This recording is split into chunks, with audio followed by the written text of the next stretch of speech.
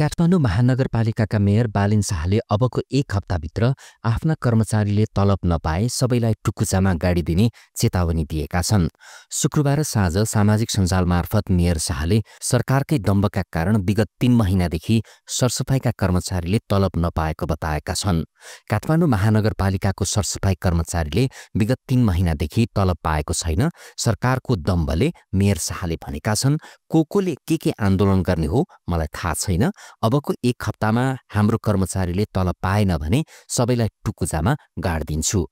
उनले दलका नेताप्रति संकेत गर्दै भनेका छन्, त्यो पछि हेरौँला तिमीहरूको के तन्त्र हो। यो अभिव्यक्ति उनको बोल्ड र विवादास्पद शैलीको एक उदाहरण हो, जुन उनको मेयर पद सम्हालेपछिको कार्यकालमा पटक पटक देखिएको छ।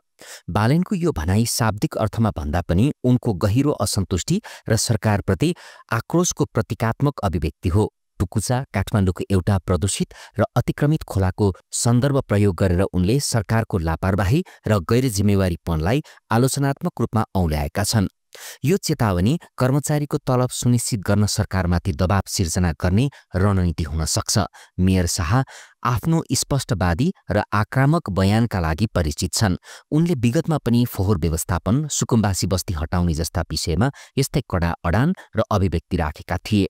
यो चेतावनी पनि उनको त्यही शैलीको निरन्तरता हो, जसले जनताको ध्यान तान्ने र आफ्नो मुद्दालाई प्राथमिकतामा राख्ने उद्देश्य राखेको देखिन्छ। यो भनाइलाई सरकार र स्थानीय तहबीचको तनावको संकेतका रूपमा पनि लिन सकिन्छ।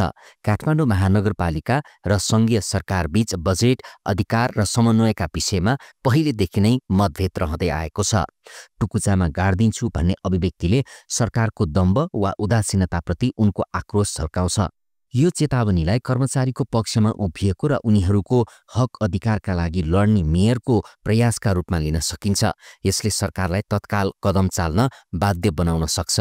तर यस्तो आक्रामक र अस्वाभाविक अभिव्यक्तिले उनको छविलाई गैर जिम्मेवार वा भावनात्मक रूपमा अस्थिर नेताको रूपमा प्रस्तुत गर्न सक्छ, जसले दीर्घकालीन समाधान भन्दा विवादलाई प्राथमिकता दिएको देखिन्छ। बालेनको यो चेतावनीलाई गम्भीरतापूर्वक शाब्दिक अर्थमा भन्दा पनि उनको आक्रोश, दबाव र जनताको भावनासँग जोड्ने प्रयासका रूपमा बुझ्नुपर्छ। सरकारले तलबको व्यवस्था गर्न ढिलाइ गरेमा उनले थप कडा कदम चाल्न सक्ने संकेत यो अभिव्यक्तिले दिन्छ।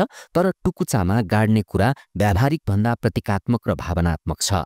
यसले उनको मुद्दालाई चर्चामा ल्याएको छ, तर समाधानको ठोस बाटो भने सरकार र महानगर बीचको समन्वयमा नै निर्भर रहन्छ।